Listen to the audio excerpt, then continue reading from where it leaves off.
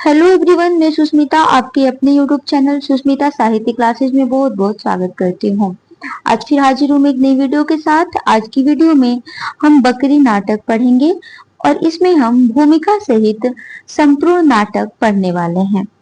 अगर आप हिंदी साहित्य के विद्यार्थी हैं तो आपके लिए यह नाटक बहुत ही ज्यादा महत्वपूर्ण है।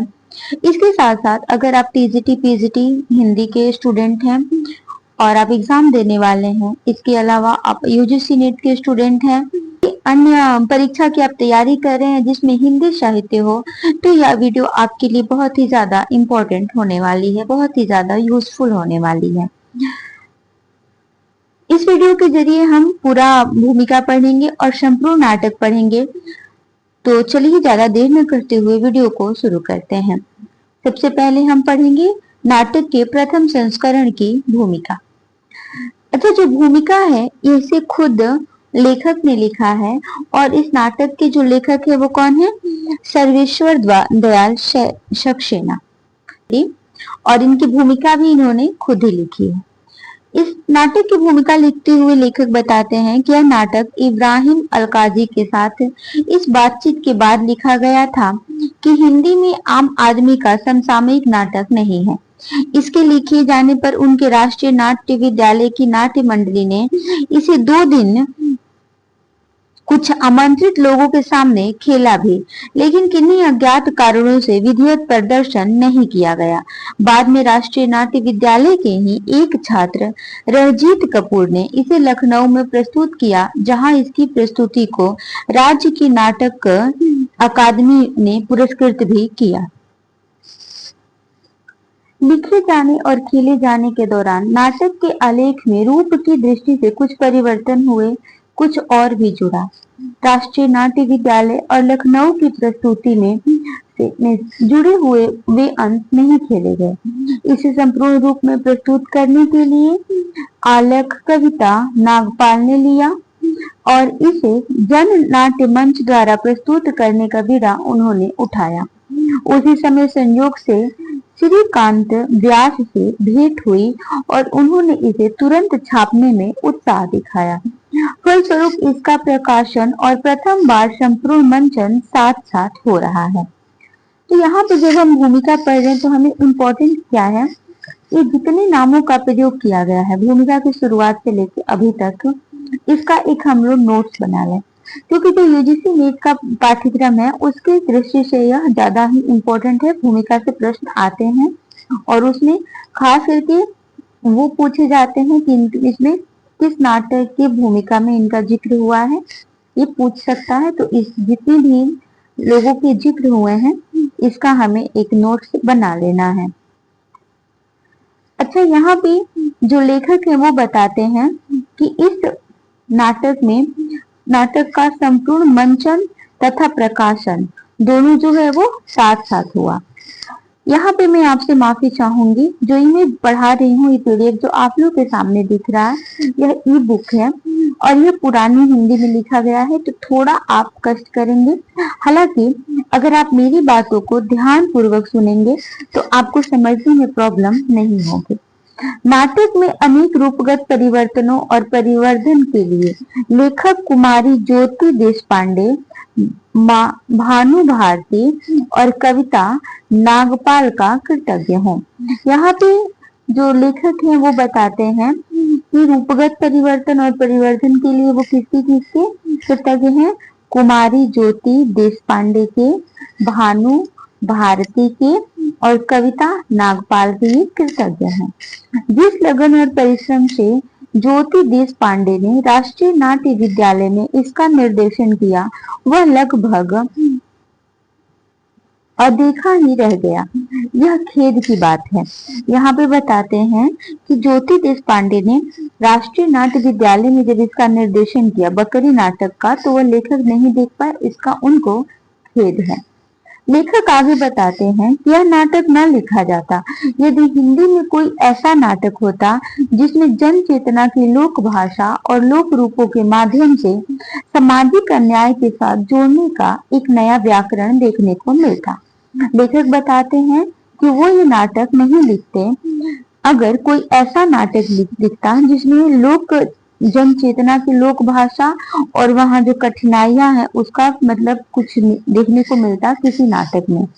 यदि हिंदी के तथाकथित श्रेष्ठ नाटक बड़े प्रेक्षागृहों, भारी तामझाम और विद्वान प्रेक्षक समाज के मुहताज न होते, यह नाटक तब भी नहीं लिखा जाता कि जब हिंदी के तथाकथित जो श्रेष्ठ नाटक हैं वो बड़े प्रेक्षागृहों के, भारी तामझाम के और विद्वत प्रेक्षक समाज के मुहताज नहीं होते।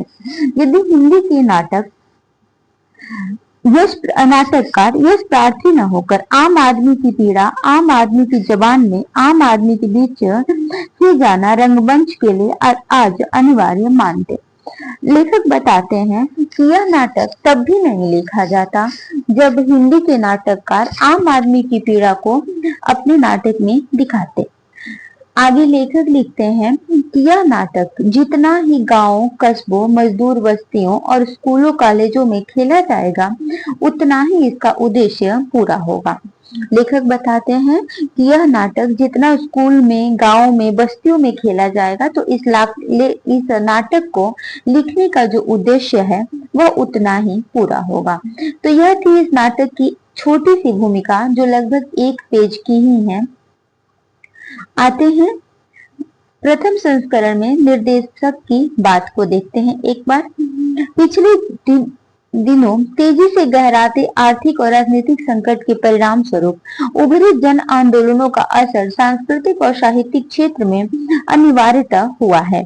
महानगरों में छोटी छोटी मंडलियां नाटक को आम जनता के बीच ले जाने का प्रयास करने लगी है।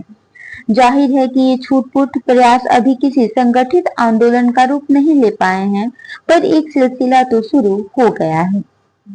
बकरी का शिल्प लोचपूर्ण है। इसे नाटक की और पारसी थिएटर के शैलीगत प्रवाह में बांधा गया है, लेकिन जहां नौटंकी में साहसिक घटनाओं, पौराणिक और ऐतिहासिक प्रसंगों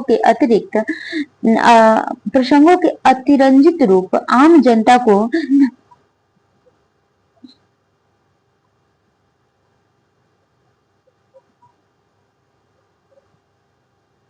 मनोरंजित करते हैं, वहीं बकरी का विशेष कथ्य उसे पारंपरिक नौटंकी शैली से थोड़ा हटाता हुआ एक तीखा सामाजिक व्यंग बना देता है। इस व्यंग को और तीखा बनाने के लिए नाटककार ने पारसी रंगमंच और पुरानी नौटंकी की लोकप्रिय धुनों का उपयोग किया है, जिसके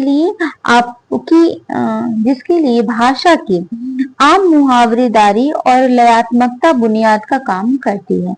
तो यहाँ पे ध्यान देने लायक क्या है, यहाँ पे निर्देशक बताता है कि बकरी का जो शिल्प है वो लोचपूर्ण है और इसे नौटंकी और पारसी थिएटर के स्लोगन प्रवाह में शैलीगत प्रवाह में बांधा गया है। तो यह जो नाटक है यह नौटंकी शैली में लिखा गया है और पारसी थिएटर के शैलीगत प्रवाह का ये नाटक है। अच्छा, यहाँ पे ये बताते हैं निर्देशक कि जहाँ पे नौटंकी में साहसिक घटनाओं का, पौराणिक और ऐतिहासिक घटनाओं का जिक्र मिलता है, वहां पे इस नाटक में जो नौटंकी के शैली में लिखा गया है बकरी नाटक, उसमें तीखा सामाजिक व्यंग मिलता है।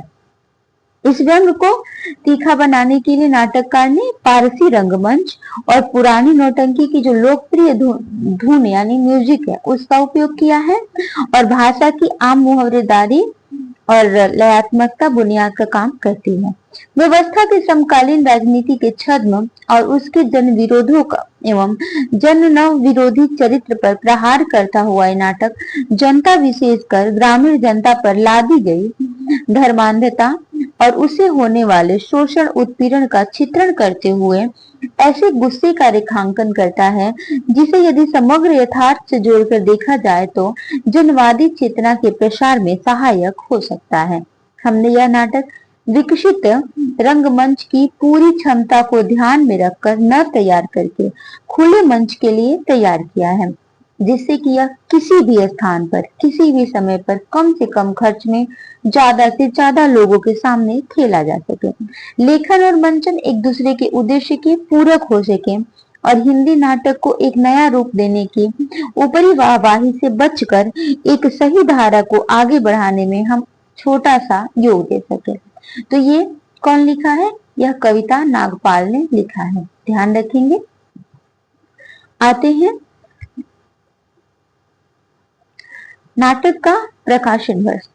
तो नाटक के प्रकाशोद्घाटन के अवसर पर जन नाट्य मंच द्वारा किसके द्वारा? जन नाट्य मंच द्वारा 13 जुलाई 1974, हिंदी में लिखा गया है अंकों को, एक बार मैं आप लोग को इंग्लिश में बता दूं।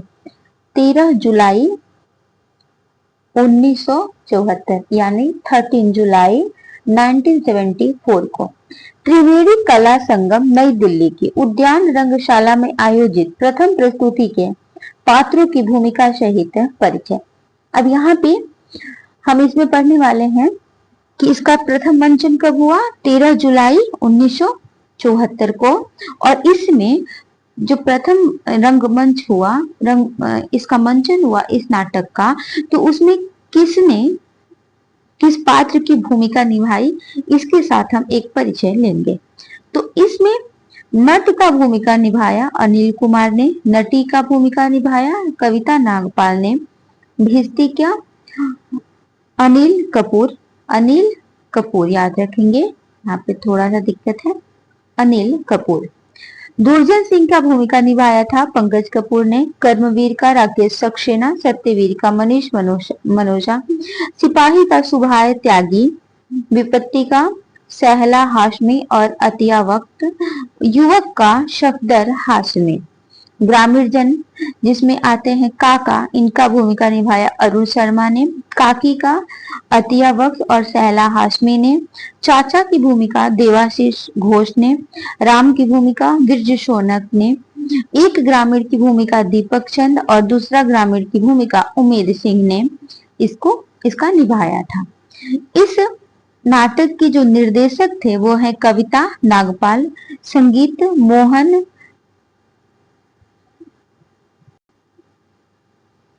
मोहन ऊपरे थी और नृत्य संरचना है वो है भगवती चरण शर्मा का, याद रखेंगे। तो यहाँ पे हमने पात्रों को देखा, एक बार इसके नोट्स बनाते चले आप तो आपके लिए बहुत ही ज्यादा सही होगा। आगे आते हैं, इसमें थोड़ा सा हम इसका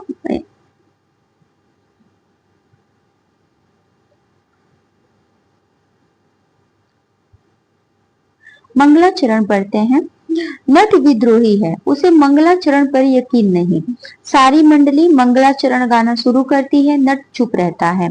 नटी के आंखें तरेने पर वह गाता है, पर उसे राजनीतिक संदर्भ से जोड़ देता है। अच्छा, जो गायन शैली है वो क्या है? नौटंकी है। तो याद रखेंगे, जो नट है वो मंगलाचरण गाना नहीं चाहता है, लेकिन नटी जब उसे आंखें दिखाती है तो वह गाना शुरू करता है, लेकिन उसे राजनीतिक संदर्भ से जोड़ देता है। अच्छा, यहाँ पे नटी जो है वो समवेत, यहाँ पे याद रखेंगे, दोहा है, सदा भवानी दाहिनी सम्मुख रहे गणेश, 5 देव रक्षा करे ब्रह्मा विष्णु महेश। नट बोलता है 5 देव सम 5 दल, लगी ढोंग की रेस, जिनके कारण हो गया देश आज परदेश। यहाँ पे नटी जो है वो मंगलाचरण गाती है। मंगलाचरण क्या होता है? जब किसी भी कला की शुरुआत करने से पहले हम भगवान की आराधना करते हैं, उसको मंगलाचरण कहा जाता है। तो यहाँ पे नटी जो है वो बोलती है कि मतलब भगवान सम्मुख गणेश रहे, सामने गणेश रहे और 5 देव ब्रह्मा विष्णु महेश गणेश और भवानी रक्षा करें। तो इसको राजनीतिक रूप देते हुए नट जो बोलता है वो बोलता है 5 देव सम 5 दल, लगी ढोंग की रेस, जिनके कारण हो गया देश आज परदेश। नटी यहाँ पे चौबोला है। संवेत ये भी है, करु स्वाग प्रारंभ आसरी हमको मात तुम्हारी, मझधारों के बीच भंवर में डोंगा पड़ो हमारी। नट कहता है अनल कंठ में भरी सकल, कायरता जड़ जारी, जनमन संशय हरि दन, दानव दुर्दिन संहारी। मुक्ति की हो अभिलाषा, लगे समता की भाषा। नटी कहती है तुम्हारे पद शिर नाओ, अभिनव रूप नाट्य के, तेरे चरणन फूल चढ़ाओ। नट, अच्छा यहाँ पे याद रखेंगे, वहरी तबील, ऐसा है कुछ करके। नट कहता है ऐसा नाटक तू हमसे कराए है क्या, जिसमें आती कहीं तूक नजर ही नहीं। तो ये था मंगलाचरण से। नाटक रूप के सूप में बात उड़ जाए हैं, सत्य क्या है इसकी खबर ही नहीं। नटी नाराज होकर, सत्य क्या है सत्य? नट नहीं जानती हो, तब नहीं जानती तब तो। व्यंग से देखता है और हाथ जोड़कर गाता है, साथ में सभी गाते हैं नटी को छोड़ के। अब यहाँ पे वंदना क्या होता है? ये संकट मोचो, बना दे हमें धोचो, अपना सिर नोचो ना उनका मुंह नोचो, ये संकट मोचो। किसकी रसोई में किसका कलेजा, कौन पकाए कुछ भी न सोचो, ये संकट मोचो। हो जड़ भरत हमारे श्रोता, दर्द न छल के जितना खुरोचो, ये संकट मोचो। अर्थ शून्य कर दो मम अंतर, शब्द पे शब्द निरंतर गोचो, ये संकट मोचो। नटी, वैसे ही नाटक खेलना मुश्किल होता जा रहा है, ऐसा गीत गाकर हमारी मंच से ही छुट्टी कराओगे? नट, नहीं भवानी, यह तो वंदना थी, मंगलाचरण, आम आदमी की हालत देखते हुए आम आदमी की ओर से। नटी बात काटते हुए कहती है कि आम आदमी को मारो गोली, जरा यहाँ के दर्शकों का भी तो ख्याल करो। बड़े शहर के सभी पढ़े लिखे समझदार लोग हैं, एक से एक अच्छे नाटक देखने के लिए आदि कुछ घटी हुई घटी हुई चीज पेश करनी चाहिए। तो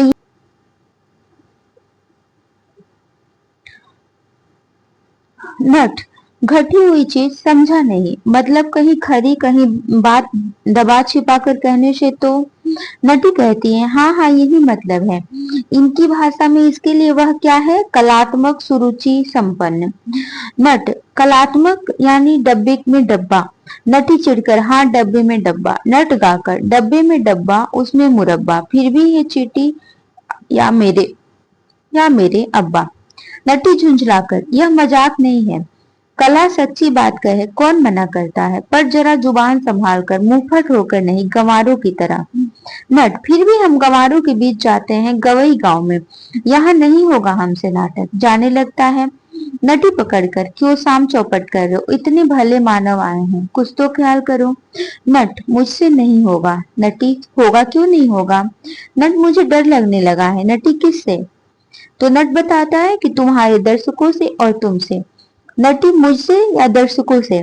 नट, हाँ तुम लोग लगता है सरकारी आदमी हो। नटी, झूठ, मैं केवल नटी हूँ, दर्शक केवल दर्शक, वे अच्छा नाटक देखना चाहते हैं, हम अच्छा नाटक खेलना चाहते हैं, इसलिए तुम्हें खींच कर लाई हूँ। बहुत कविता रचते थे ना, अब जरा मंच पर आओ।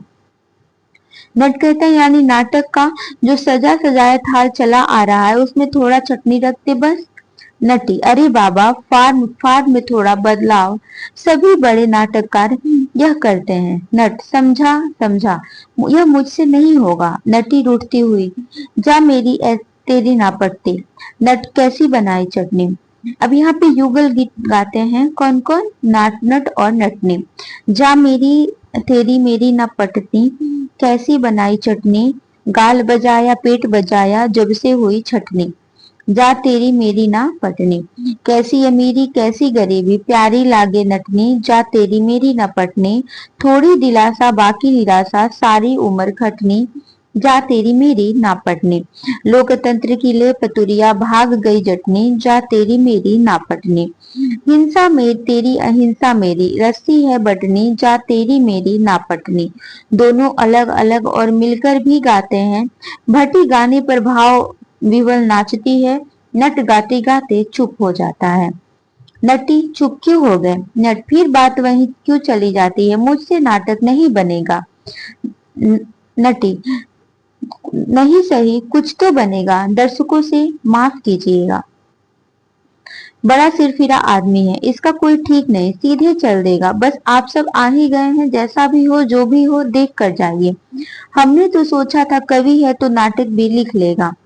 नट कहता है, समझावन बुझावन हो रहा है। नटी, कुछ नहीं, दर्शकों को मजा आ रहा है, शुरू करो। नट, तुम इतना मटक रही हो तो क्यों नहीं मजा आएगा? नटी, हाँ इसी से तो वाक्य आविष बनता है, शुरू करो। अच्छी बात है, तो एक मशक ला दो। नटी, मशक? हाँ। नटी हैरत से, मशक क्या करोगे? नट चिढ़कर, हाँ मशक, मरी हुई बकरी की खाल जिसमें पानी भरकर। नटी, हाँ समझ गई समझ गई। नटी मुंह देखते देखते धीरे धीरे प्रस्थान करती है। अब यहाँ से शुरू होता है नाटक का पहला अंक और पहला दृश्य। इस नाटक में 2 अंक हैं और प्रत्येक अंक में 3-3 दृश्य हैं। तो याद रखेंगे, इसमें 2 अंक हैं इस नाटक के और इसमें प्रत्येक नाटक में 3-3 दृश्य हैं, यानी कुल मिला के 6 दृश्य होते हैं यहाँ पे। तो आज की वीडियो में हम इतना ही पढ़ेंगे। कल की वीडियो में हम नाटक का शुरुआत करेंगे और यहाँ पे जितना हो सकेगा पार्ट वाइज मैं इस पूरे नाटक को आपको समझा दूंगी, पढ़ा दूंगी और ये आपकी परीक्षा की दृष्टि से बहुत ही ज्यादा इम्पोर्टेंट है। इस नाटक में जिस गीतों का प्रयोग हुआ है उन गीतों का एक नोट्स बना लेना ही हमारे लिए अच्छा होगा, ताकि परीक्षा की जब समय आए तो हम उन गीतों को देख सकें। परीक्षा की दृष्टि से बहुत ही ज्यादा इम्पोर्टेंट होते हैं गीत। और जैसा हमारा पाठ्यक्रम चला आ रहा है, जितना डीपली क्वेश्चन किए जा रहे हैं, उस दृष्टि से गीतों को छोड़ना, पात्र परिचय छोड़ना और भूमिका को छोड़ना हमारे लिए मूर्खता सिद्ध हो सकती है। तो मिलते हैं कल एक नई वीडियो के साथ, जिसमें हम बकरी नाटक के ही बाकी के अंश पढ़ेंगे। अभी के लिए हमें विदा दीजिए। Thanks for watching.